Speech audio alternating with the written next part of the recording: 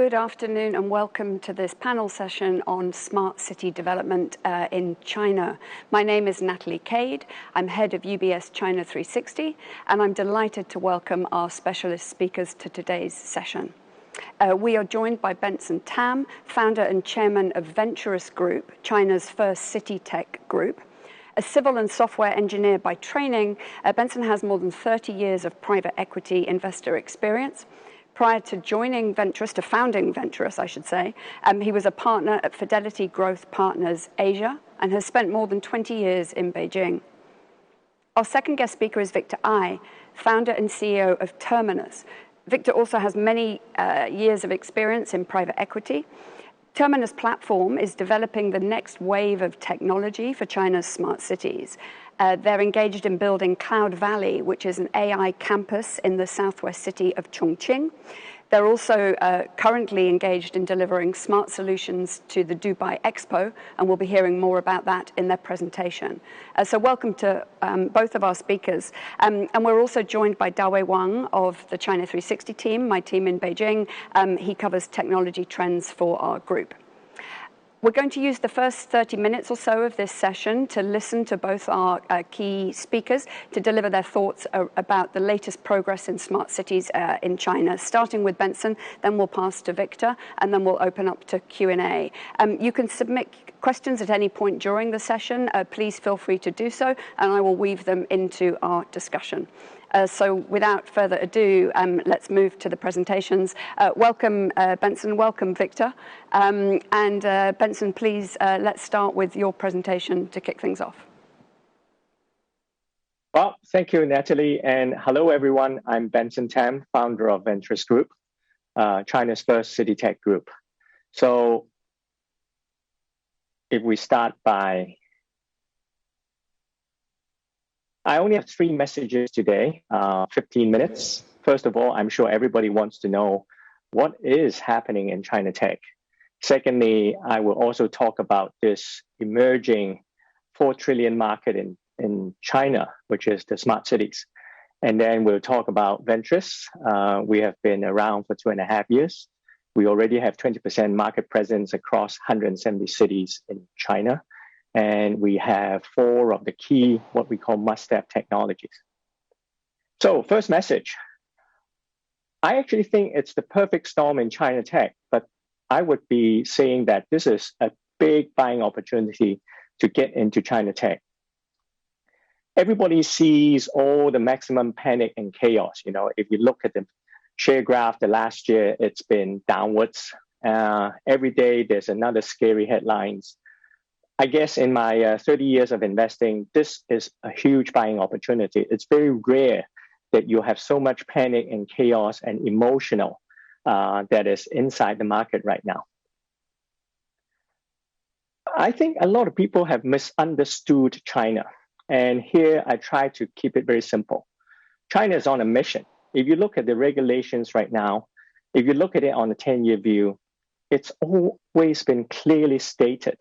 Why should anybody be surprised? I live in Beijing, and everybody is not that surprised because it's been an open book, 14th, 5-year plan. Go read it. And they're executing.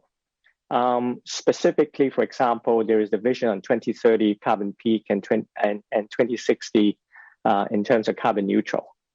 The other key word I would leave with you is to say that what China is doing is cleaning house.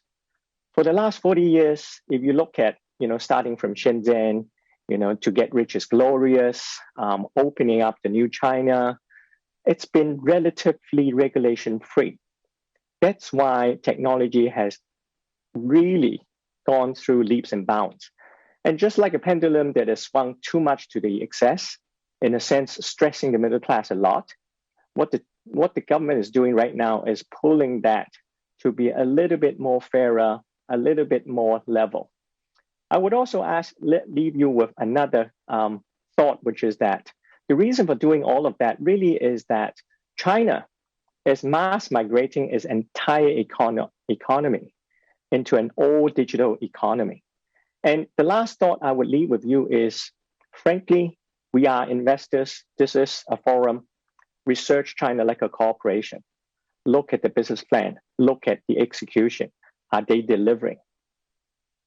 So another way of looking at it is that for the last 20 years, actually, China, the biggest, I would say, concern in China is that we will hit the middle income trap that has stalled Japan for the last almost 20 years. So what you're really seeing is not just regulation, it is economic re-engineering at a society level. All of which is to build this new, I call it, all digital economy. And in order to do that, that's why, you hear from both of us that, China tech is becoming the largest emerging market. We are building the digital infrastructure underneath all these cities in China. And as such, these all digital cities are becoming smart cities. So with that, I'll show you why. Okay. Oops.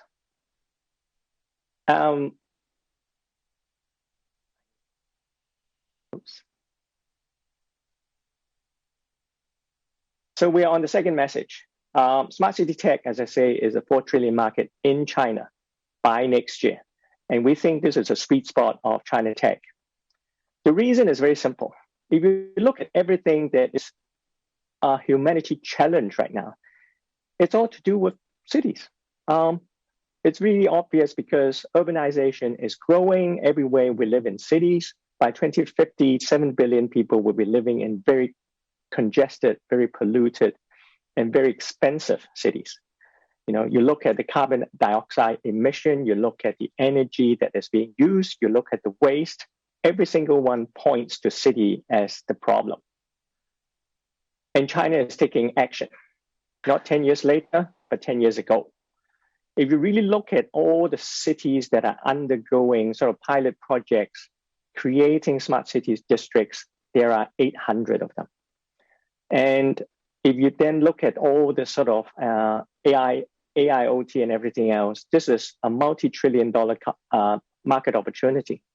And the reason why China is doing all of that is because, not just because they want to have the latest technology, but if you really think about it, where will be the new centers of this new all digital economy?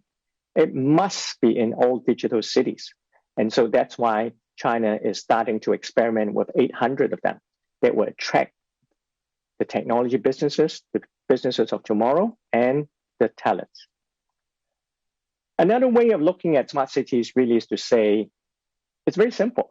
Right now, all the data in the cities, if you think about it, are residing either in your phone, in your company, in the hospital, with the doctor, and they're not talking to each other. And so smart city really, if you really simplify it, it is just a massive complex system integration. And we simplify it to say that we see 10 specific city tech verticals that are very important for the future cities. And in order to integrate all of them, what we are creating is what we call a programmable city. What do we mean by that? It means that the phone that you have today will become the remote control for the entire city. And you will live city living in a very different way because with your phone as the ultimate citywide remote control, you're going to change the way that you live, you work, and you play. And China never does things slowly. So they want to finish everything within 10 years, not 30 years, but 10 years. That's why we are saying that this is a 4 trillion market and it's happening not 10 years later. According to the latest research report, this is about next year. And the reason is that if you multiply 800 of these districts and assume per district, you need to have about 5 billion US to build it up as a new town, as a new city, that's about right. And it will create very tangible quality of life type indicators, environment, health, convenience, safety, everything, right? Everything. It will change the way you live in the city. So my third message is, so how are we going to do this? Well, Venturous decided that if we're going to do this in 10 years, we need to be fast and need to be scaled. And that's why we are doing it in a very different way. Number one, we're not a fund, we're a group. Why do we call ourselves a group? It's because we don't just invest, we build, we operate. We have a clear set of vision and mission, and we are here to make cities smarter. We focus on technology, and we are doing a lot of these things. And some of the things that we're doing include, for example, we are forming our first joint venture already. We are doing M&As with the leading leaders in technology, leaders in the city, and also leaders in the capital market. Now, if you want to drill down a little bit more as to what we're really doing, is that Venturous is both an investing and operating company. We are building the infrastructure of tomorrow, digital infrastructure that underlie and underpin the smart cities, using deep tech and changing the future of city living in China and beyond. Where are we now? We have already assembled 4 of the must-have technologies. We are in smart energy, smart buildings, smart computing, and smart city management. Together, we have about 85,000 employees across China in 170 cities, delivering products in all of these. To give you an example, the 3 companies that are underneath us as our, in a sense, consolidated group. Number 1 is energy, Anjie. The type of products that they can do is cutting a 1/6 to a 1/3 of energy costs from every building that they're managing. For iSoftStone, not only are they one of the leading digital transformation service providers, where almost every single technology leaders and traditional leaders are a customer, they are also in deep partnership with Dawei in Harmony OS, which is the new AIoT operating system. I would call it the new operating system for the 3rd generation internet, the city internet. And then there is ISS Tech. This is basically a company of ours that is actually running and operating districts on behalf of city governments. They have already done 700 projects in the last 10 years in 170 cities and covering a footprint of over 100 million people. So these are very tangible results that we have done. And not only that, to give you an example, recently we have partnered with Shenzhen. We are taking over and operating together with the city all the public services in this Luowu district, which is just north of the border from between Shenzhen and Hong Kong. Again, this is not theory. This is tangible results. As a group, we have already reduced carbon dioxide emission by 2.2 million tons. We have energy under management of about 6.3 terawatt hours. We have IoT of about 2.3 million and just exponentially increasing because of Harmony OS. We are covering and managing and helping operate 120 million square meters of building areas, and so on and so forth. So there's a lot that we want to talk to you about, but I think today I'm sure you have a lot of questions. And if you want to hear more about Venturous Group, go into our website where you'll see we are online all the time. And meanwhile, do contact your UBS representatives because this presentation is available from them. With that, thank you very much, Natalie. And I look forward to Victor saying more stuff as well. Thank you very much, Benson. Over to you now, Victor. Okay. Thank you. Can you hear me? Yep. Okay. Thank you, Benson. I think it's a very exciting presentation. We share a lot of common views. And Natalie, can you share my presentation right now? Can hear you clearly, yeah. Yeah, can you put the presentation on?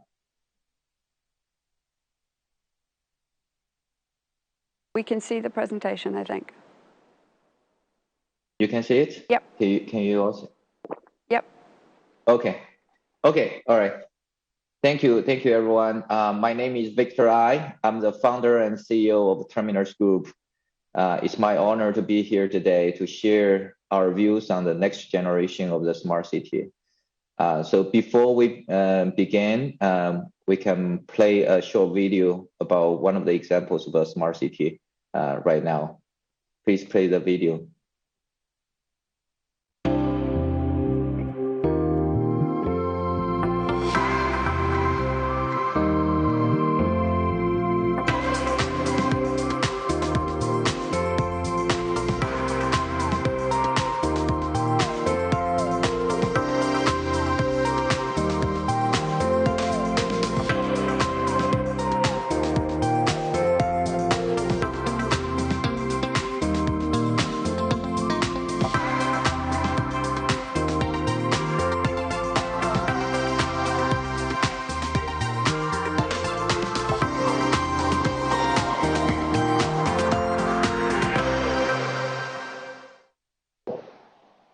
Thank you. Next. So the video is about the ongoing event, the Expo 2020 in Dubai. It's the greatest event of innovation and technology ever in the history. And also it's the first Expo in the Middle East region since 1851. The Expo Dubai 2020 is still ongoing, will be ending in March 30th. So I strongly recommend everyone to visit the site, and it will be a very exciting showcase of the future smart city. Next. So Terminus Group is a only Chinese premium partner of Expo 2020 Dubai, along with other technology giants such as Siemens, Cisco. We are providing all the AIoT solutions and robotic solutions to the event. Next. If you go to the site, you will see Terminus has provided Expo with 152 programmable robots, providing services including catering, sterilization, and if you look at the left part, the very cute yellow mascot robot is called Opti. And I think now it's one of the superstars in Middle East. You can see it in the Emirates Airport, and it's fully built by Terminus. It's very interesting. Next. So we have two part of collaboration with Expo. One is during the Expo event, we will provide our solutions and robotics services. Then after the Expo, Terminus Group will be working with District 2020 Special Zone to build up a new generation of smart city in Dubai. It's the first ever in Middle East. Next. So if you look at the globally, I think a lot of different countries are trying to find their own way practice at in the smart city event. For example, in Canada, Google is building the sidewalk in Canada, which is a data-driven city. It's a new public-private partnership relations, and other cities, other countries and cities have a different focus. Toyota is building a woven city in Japan, which is focused on robotics and autonomous driving. US Panasonic is building in Denver or zero carbon cities. They all have different focuses. Next. So for Terminus, our flagship product, AI City, we think it's very different from other smart city. There are three key elements of Terminus AI City. The first is technology driven. Secondly is platform and ecosystem. Thirdly is sustainability and ESG. Next. For the technology-driven part, we believe the new generation of smart city is very different from the previous smart city. The cities are driven by a whole set of new technologies such as AI, IoT, autopilot, big data, cloud computing, robotics, carbon neutral. Those are the features and technologies totally different from the previous ones.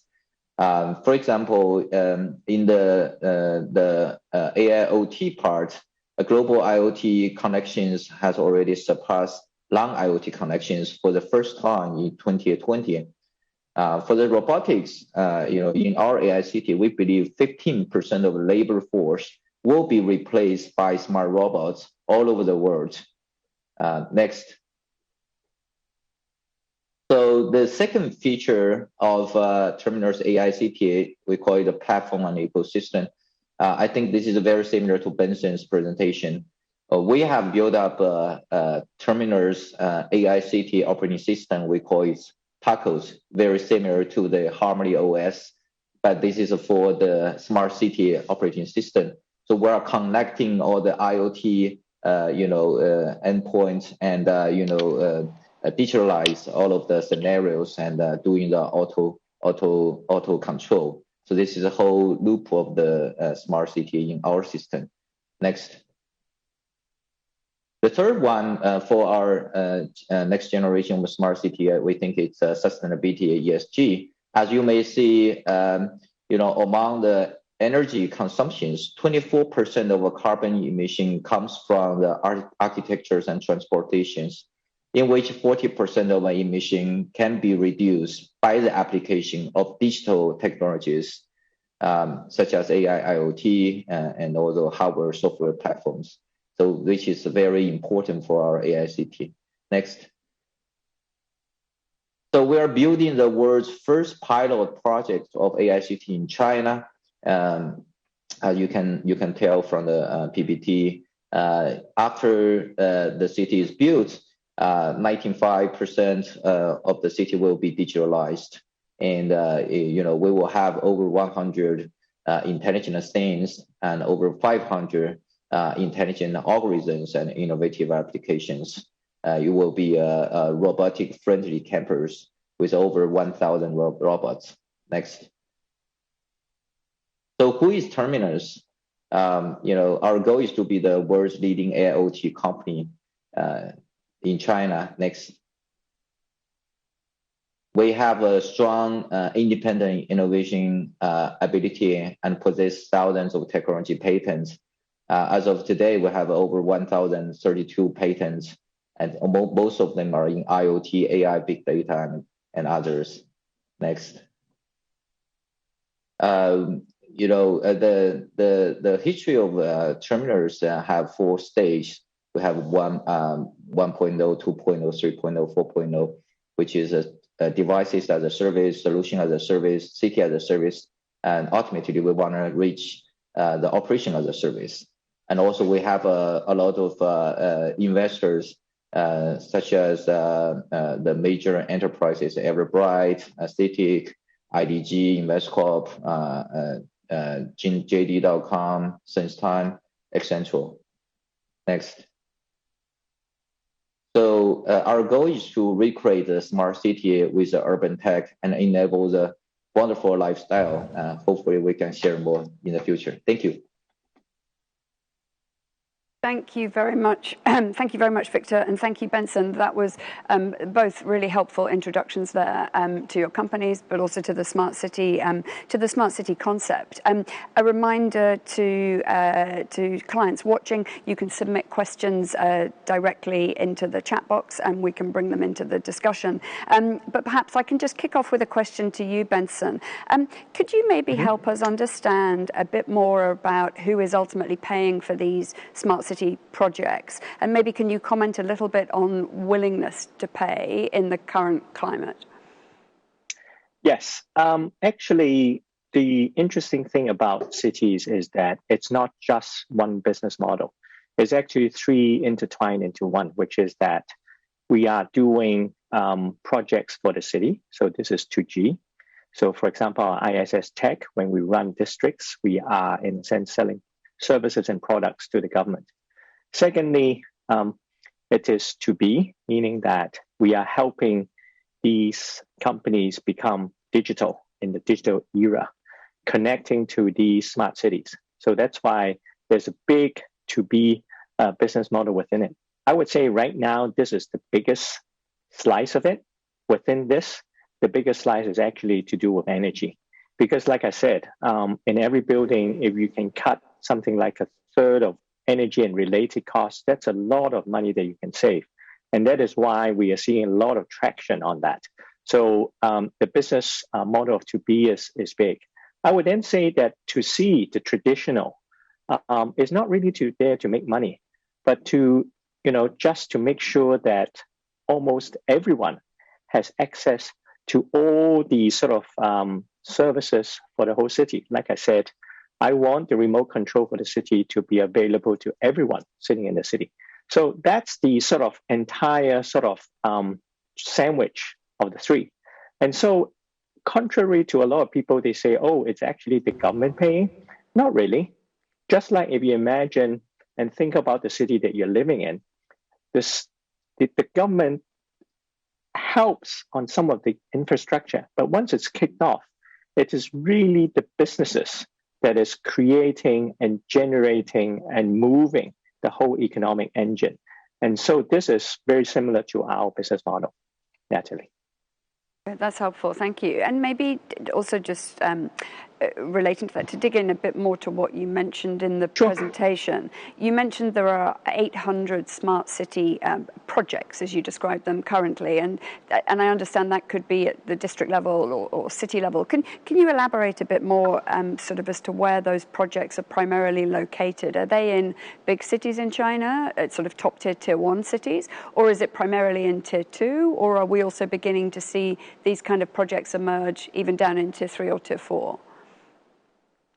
Yeah, so there are 800 city districts that are actually starting to do this. The reason is that, and to answer your question, it is tier 1, tier 2, and tier 3, they are all starting to do this. Why? Because they understand unless they become more advanced and they have the digital infrastructure, they are not going to attract the best companies like Didi or TikTok or Ali or Tencent to come set up their offices here in these cities. And this is why they are all, in a sense, on an arms race to leapfrog the others. And so that, for example, some of the most advanced cities are actually in the second tier cities. If you go to Hangzhou, you go to Wuxi, you go to Tianjin, you go to all of that, they are much more, they're much more fast in adopting because they want to be able to compete with the first tier cities. So that's why that's where we're seeing. Now, if you look at a particular city, let's say Wuxi, which we partner very deeply. Of course, if you're the mayor, you ain't going to do the whole thing together at once, right? Because this is dangerous. So what is happening is, let's say Wuxi, which is the whole city, what they have happened is that they call one area the sort of new town, okay? So this is the new town where they have probably put in, trying to develop it as a new area for people to live in. And this new town usually is about, let's say, 20 square kilometers. And so this is almost like they're building a show town for the entire city to one day follow. And within that, they then narrowed it down to typically, where the technology companies are. So a lot of times these are tech parks, these are districts, these are particular streets perhaps, but where the clusters are. Now, this is really where they're experimenting. And the 800 city districts is basically we're saying that there are 800 districts that are sitting within the new towns, within the cities that are starting to experiment. And once they get it done, and of course, they may have hundreds of projects. Some work, some doesn't, okay? For the ones they do, they'll replicate it. Other cities will copy them. For the ones that they don't, sorry, we messed up. And so this is almost like 800 cities all trying new stuff, all experimenting, just like Victor was saying just now. I think that's where it is. It's spread all over China. It's what I call let 800 flowers blossom.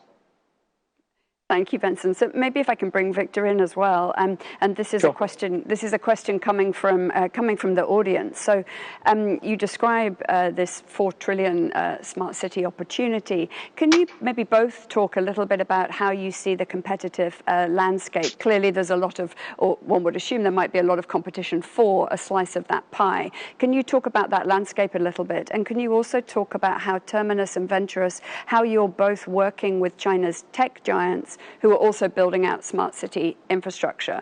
Maybe Victor, do you want to take that one first, and then we'll come back to Benson? Okay, thank you, Natalie. I think it's a very good question. Right now, the competitors for this area are coming from different areas. One type of competitors are the traditional smart city integrators. So they do the ICT systems in the past 20 years, and now they want to catch the new wave of smart city.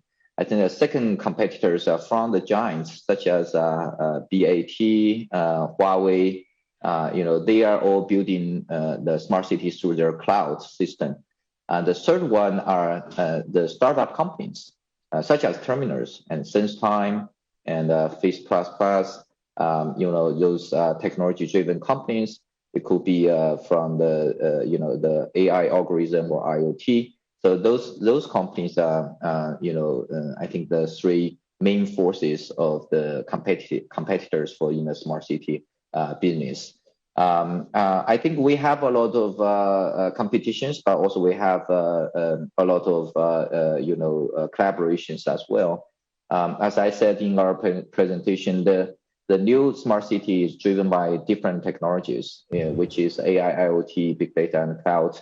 So obviously, I think in the next competition, the companies who master the new technology will be having a good position. Benson? I would answer it in a different way, Natalie. Smart city is not one thing, just like the internet is not one thing. We are now at about 97, 98 compared to when internet emerged in 2000, meaning I actually think we are about 1 to 2 years away from mainstream realizing the 4 trillion market. Now, the reason for saying that is that initially when people looked at the internet, they say everybody's competing. They start to look at who are the competitors as if this is one market. So what Victor said, I absolutely agree. It's not one market. If you look at from 2000 and 2005, what really happened is that this so-called big pie started turning into pockets. And, e-commerce as a pocket created a, gazillion company. And then, social networks created another one. And so I think the same will happen in the city, which is that this will start to splinter into niches, and there will be many sub-markets. And I'm sure, in a sense, Terminus and ourselves will each occupy positions. As some of the leaders, we would love to, in a sense, evangelize to everybody to adopt smart cities. And there'll be more than enough market space for each to do extremely well. So that's how we look at it. Yeah, that's very helpful. That's helpful. Dawei, maybe I can bring you in now. I know you have a number of questions you'd like to put to the panelists as well. Sure, yeah. Thanks, Natalie. Actually, this is a question from our clients. Victor, you mentioned the concept of a digital twin city and the metaverse. Can you maybe help us understand a little bit more of how a digital twin city works and how a virtual city helps to build a real physical city? Yeah. Yes, thank you. I think in the metaverse city, if in the digital city you cannot affect the physical city, then it's not really a metaverse. It's just a video game. So I think the key for the future is to through connecting all the IoT systems and connecting all the digitalizing systems, so that whatever happened in the virtual world can be affecting the different events in the physical world.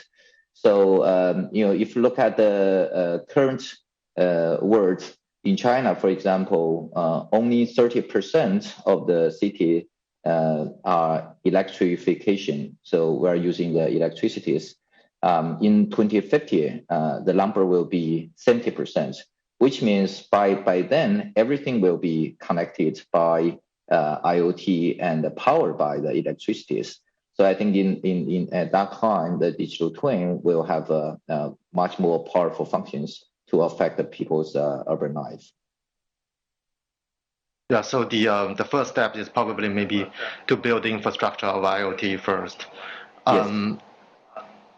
Here's another question. So we see more and more Chinese tech company going overseas, and Venturous also have both the projects domestically and internationally.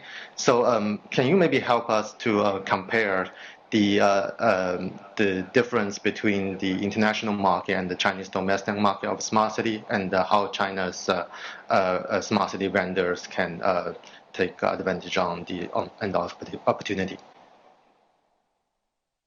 Thank you. Maybe you go first. Victor, you will go first. No problem. Benson, please go. Yeah, you can go first. Yeah. So, well, first of all, every country, every city is different. Just like, so the type of smart city that we are seeing has to be very, very customized. There are different cultures, there are different business practices, there are different laws. The city leaders have different initiatives, different stresses that they need to solve for. So that's why we find that it's very different. So as we don't say that we know. That's why in everywhere we go, we need to look for partners. We are looking for partners in Singapore, in Malaysia, in the Middle East, in Europe. In each case, they are the ones who actually, in a sense, create what shall we say the specification and the request for what they want, and from that we can use our building block almost like Lego. Each technology is a Lego building block, and we will build something for them. Your phone is very customized already. Can you imagine having the whole city? It's going to be ultra complex personalization for each city. So that's why we try to do step by step, technology by technology, and do Lego, do particular pilot cities, and create, I would say, individual experiences so that we can say, hey, we've done this before. We've done, traffic brains before. We have done, hospital networks before. And these are the things that we can now plug into your city. Do you like it? You said, yes. Then good. No? Okay. We find something else for you. Yeah, that's how it's so it's very different. I think the reason why we are focusing in China, I think it's not a coincidence that both Victor and I are in China, is that for better or for worse, I think China is very driven to build smart cities in the next 10 years. So we see the biggest market, the fastest, and the most willingness to try within China. And this doesn't mean that this is only China. I think this is whatever we all learn from China will be very exportable. Just look at, that's why we're getting so much interest from all the other countries and cities who say, I am only one city. I really don't want to waste so much money on all the testing. Whereas you have 800 cities already piloting and testing and making mistakes, and I can learn from that. So that's why that's the dynamics between Chinese cities and overseas cities. I think nobody knows what a smart city looks like. And so that's why everybody is learning from each other. Yes, maybe I can add a little bit to Benson's point. As I mentioned in the presentation, I think different countries and even different cities will have a different focus on the smart city. So there's no way to provide a standard solution to everyone. But if we look at iPhone, like a smartphone, how can a smartphone provide services to multi-billion people in the world? And this the system is very interesting. You will have you have your own iOS operating system, then you have your ecosystem, the developers from all over the world. Actually, there are 30 million developers on the platform of iPhone, so that for different customers, you can get whatever you want through the specific vertical applications. So I think that's what we are trying to do, is to provide the infrastructure of a smart city, provide a operating system, and trying to get a large developer community and ecosystem on our platform, so that when we go to different city or go to different places, they require specific customized services. We can have our developers working with them to provide that. It's building city as a building a smartphone or smart car. Absolutely.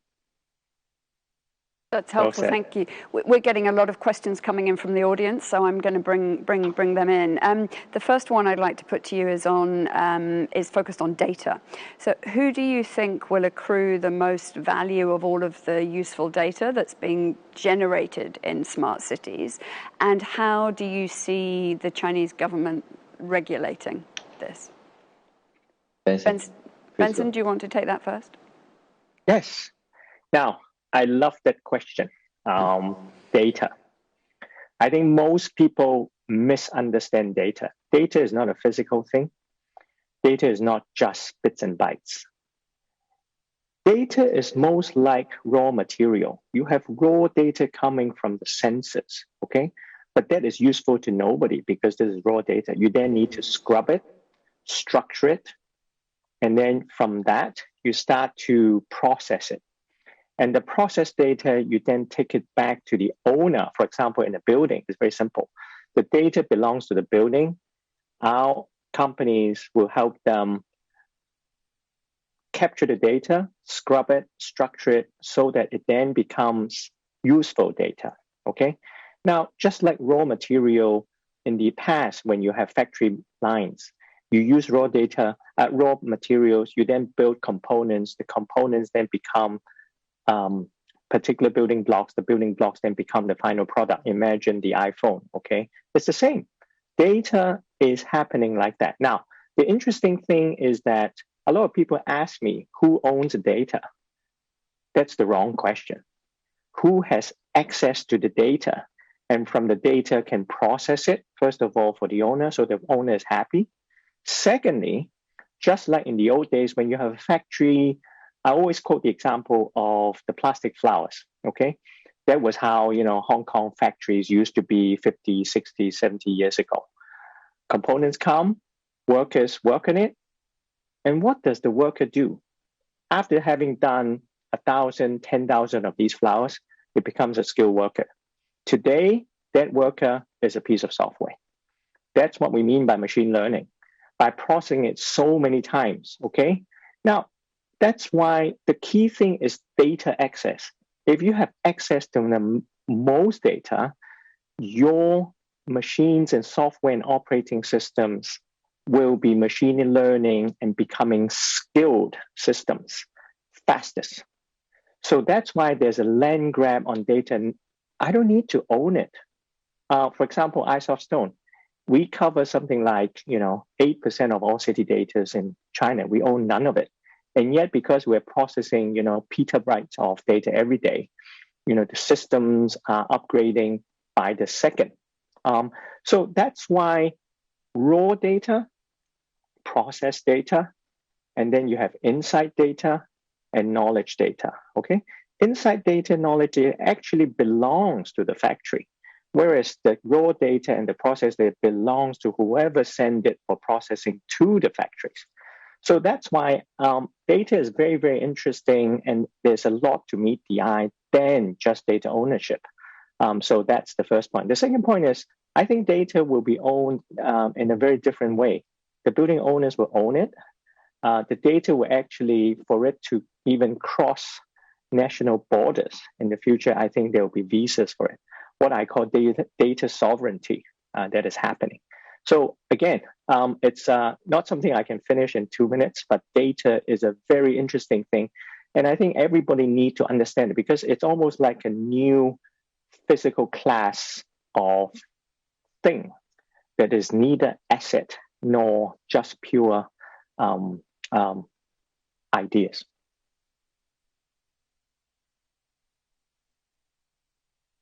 And maybe just staying on data, as the cost of compliance goes up to meet government regulations, do you ultimately see that benefiting the incumbents, or because they can meet that cost of compliance, or does it still create opportunities for smaller tech? Great question, Natalie. I would say I always use the example of the new motor cars when it emerged in cities 100 years ago. Okay, initially you can drive it, you can speed, and then one day you hit somebody, he got killed. So that's when the regulation come. And data, basically in the internet space, especially in China, there's been virtually no regulation. The cars have been speeding. There's no speed limit, no parking ticket, no traffic warden, no traffic lights. But how can you have that? Okay, so that's why the regulation have to be there. Now, who is it benefiting? That's where the Chinese government is being ahead of the game, which is to say, I can't have all of it and unregulated and all in the hands of a few monopolies, data monopolies. Okay, so that's why they are putting in the traffic lights, the traffic warden, and everything else. And when you have that, you actually are creating a level playing field. So that's why the regulation is not just about regulating. It is to create that 1% of regulation with a lot of freedom to actually build, data companies, just like motor cars. With that, with the roads, with the parking tickets, with the traffic code, with the everything else, suddenly everybody can drive cars. I think it's the same. That's what the Chinese government is trying to do, which is, can I have a fair and level playing field so that we can actually tilt it back? David and Goliath, the Goliath have been winning so much that we need to have to tip it back by, in a sense, creating these regulations so that we actually allow the smaller players to play fairly and to have at least some chance of winning. So that's how I explain that answer. Okay, Natalie. thank you. Is that helpful? It's very helpful. Victor, is there anything you want to add on the data side? Yeah, I just want to add a little bit. First of all, I think the data is like electricity is. So like it or not, it's going to be one of the most important things in our human life in the next generation. Number two, I think if Facebook, Google, Apple, WeChat can be regulated, then we have the reason to believe the data will be able to be regulated in the future. Certainly, in terms of the smaller players, I think we are all benefits, from the regulation, because without the regulation, the giants they are monopoly. They own everything. They own all the resources and all the data, and there's no way you can compete with them. So now I think with the antitrust, actions and also with some of the regulations, it's definitely a good, beneficial thing for the smaller companies. Yeah. The next two questions are linked by a common theme, and that is common prosperity. As you both mentioned, smart cities, of course, is benefiting from government support for new infrastructure. It very much aligns with carbon neutrality goals. The question from the audience is, how does it fit with the common prosperity initiative? Specifically, do you think that there are certain tiers of cities that are being prioritized to achieve greater equity that I guess could benefit more from smart city development? And also, how specifically do smart cities help bring more people into the city, which is clearly also part of the common prosperity plan? Any thoughts on common prosperity and that framework? Maybe I can, tap into the first question of regarding to the carbon neutrality. I think President Xi Jinping announced the 2030 and 2060 agenda in September 22nd, 2020. So which we will be arriving the carbon peak and carbon neutrality in the two years. And this has, some people will think this is just one of the agendas, because the central government always have agendas every 2 or 3 years. It's always again. But I would think this time is very different. The carbon neutral agenda is definitely something will be disruptive for the whole business in China in the next 20 or 30 years. We see the supply chain will be reshaped. We see the business opportunity will arise, and policies as we know, I think the central government is still building the specific policies and regulations on the carbon neutral. They call it 1+N, N is all N different industries. So we will see in the next 1 or 2 years, all the regulations will come out. So in terms of the smart city, I think all the governments, the government leaders in those cities, this has already been their one of the number one top priority in their job. So now we go to all the different cities, meeting with the governors. We see economies, we see employment, but when we see carbon neutral, they will say, well, this is something we really want to focus on, and it's a very important thing for them. So I think this is it's something very worth watching in the next 10 years. Yeah. So I'll add to that, Victor. That's well said.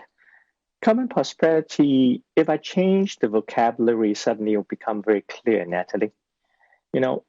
Ever since the internet came, everybody has been very worried about the digital divide, that the fact that the poorer countries cannot get access to internet, whereas the advanced economies get internet and therefore get an unfair advantage. What is really happening on common prosperity is China is saying internet is the big leveler. How does that work? Take the example of one of my junior staff, okay?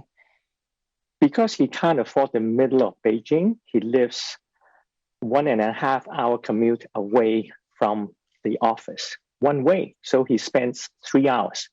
Now, can you imagine, if you live away from the center, you get to see less opportunities. You can't go, the food, the culture, the socializing, everything, right? The social status of being there. But now, if you're on the internet, suddenly you can now choose to live, let's say, 100 miles away from, or 100 kilometers away from Beijing. And frankly, just like today, you won't know where I am. I can be anywhere, okay? So that's why internet is the big leveler. And they are leveraging this to create a common prosperity. Common prosperity really is about, let's have fair opportunity, not just to the trillionaire billionaires, but also to the middle class people, the young people who just started off. Can we do that? Can they not have to be pained by the unaffordability of living in central Beijing, the congestion of actually using an hour and a half to get to work, and the pollution, okay? So that's why internet, common prosperity, the leveler, it's all the same thing. So that's why China is doing it now. I think also to see what is in a sense, the case of what is not happening, even though I'm from Hong Kong, I would say, just look at Hong Kong. The property prices has basically made living unbearable for the middle class. Why? 2 lawyers, professionals earning the most, cannot even afford to have a decent place that they can buy in the center of town, okay? So that's where the unfairness is coming from. And that's where I think internet and common prosperity is trying to address. If the middle class lose, the whole society loses. Okay. I can add a little bit more. Just 1 minute, very shortly. I think first of all, to achieve common prosperity is our goal. Our goal is not to achieve common poverty. So I think this is one thing very interesting, very important. So secondly, I think if you see all the policy and actions taken by the central government recently, especially in the past year, a lot of turmoil, people are questioning, why are you doing this? Why are you punishing those internet giants, or why are you punishing them? So I think it's a very clear message from the central government, which is the internet companies, they are solving the problem for, we call it the productive relations. But what the country needs is the companies who can solve the problem for productive forces. So which is how can you increase by implementing all the different technology to improve your efficiency and productivity, so that you can have a bigger pie to share with the whole community and society. If you are just changing the relationship, and you are basically still sharing within the pies. So I think that's a very clear sense of the policy to the public, which should be noticed. Yeah. So maybe just relating in terms of policy, another question coming from the audience is, can you just talk a bit about the time lag in terms of central government policy and then local government execution? And I think this ties back to what we were talking about at the beginning of the session in terms of city willingness to pay. The client is also asking, is financing readily available at the moment? So we know the top-down support is there quite clearly in 2022. There should be more support for new infrastructure. Is the financing available for that to be executed on the ground at the local level? Yeah, maybe I can tap a little bit. I think yes, the answer is in 2022. I think in the next 2 or 3 years, we can see there's a new wave of putting money into they call it the new infrastructure, so that the local government can be financed through the bonds, through banks, and through all the different kind of financial institutions. I think it's very clear. It's happening right now. Yeah, so my short answer to that, Natalie, is very simple. I take the example of the product that, the energy saving product that our Anjie, our smart energy companies have. That particular product are sold a lot of times to building owners, including governments. And they see that the payback period is only 1.5 years. And even if they spread it out and do financing on the product itself, the savings still outstrip the cost of that financing. So it makes sense. So just like what Victor said, it's not that they have no money for everything. What the central government has created is to say, stop wasting money on unproductive stuff and focus on the most productive ones, and of which I think making cities much more productive and sustainable and livable clearly is financeable. And of course, it has to make commercial sense. Like I said, it has to make commercial sense ultimately. Great, thank you both. Now we're running out of time, but I'm really keen to squeeze just one more question in. You've both alluded to areas where you see the greatest opportunity, at least in the near term, in smart cities. So whether that's energy, or you mentioned smart buildings and smart city management. But to go back to your earlier slide, Benson, there's multiple verticals, yes, as we know. There's smart retail, there's smart healthcare, etc. If I could ask you just to maybe name which of the areas you think we're furthest away from. Clearly the monetization horizon is different for different technologies, for different smart themes. If you had to highlight ones that perhaps the opportunity isn't quite there yet, we can see where the opportunity is, but are there ones that you would maybe advise investors to hold back a little bit for now, if I could push you? Wow. So now the reason I suck in air is because clearly the biggest opportunity is in energy. The low-hanging fruit is easy. The other ones are, it's difficult because these are emerging. And sometimes as it merges from far away, it takes a while. Tough question. Which are the furthest away? I would shift that question in a slightly different way. When we look at the 800 city district, the mayors have realized that there are right ways and wrong ways. And a lot of these things that we've done, we have realized that they've done it in the wrong way. And so, for example, and there are the right ways. It's tough to just say which are the furthest away. Yeah, no, I know it's tough, and I guess experimentation is what's happening across all these districts and projects, and from that we'll get a better sense. Listen, we've run out of time. I can see the red lights flashing. Thank you both so very much for taking part in today's discussion. Thank you, Dawei, also for joining. Just a reminder to the audience: the slides that they presented had an awful lot of useful frameworks for how to think about smart cities. stories and a lot of very valuable data. If you would like copies of those presentations, please feel free to message me directly at natalie.cade@ubs.com or reach out to your UBS salesperson and we'll be very happy to share. Thank you also for joining, and please stay tuned for the next session this afternoon, which I think is going to be focusing on agriculture. Thank you very much. Thank you.